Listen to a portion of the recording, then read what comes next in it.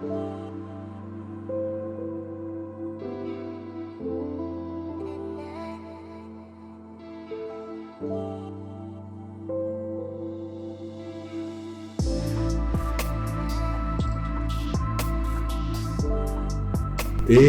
अजीब लड़के की कहानी। एक लड़का अजीब लड़का था, साइकिल पर सवार रहता था। साइकिल लेके जिस तरफ जाता, चोर मस्ता के लो उज़ैर आया। गलियों में बच्चे सब निकल आते और गुस्से में सारे चिल्लाते, देखो बेपेंदे का ये लोटा है, कितना भद्दा है, कितना मोटा है।